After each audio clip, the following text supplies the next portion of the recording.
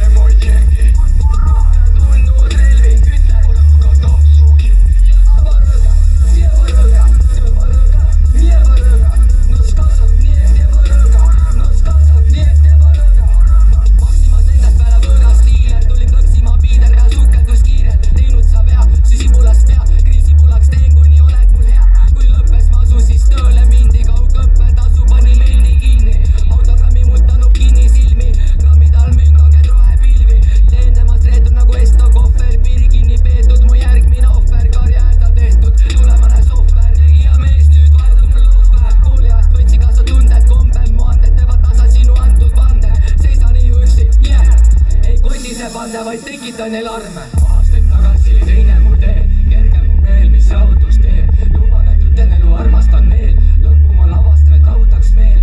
Sisimaskeri väärnev episood, nii on lood ja ka vea.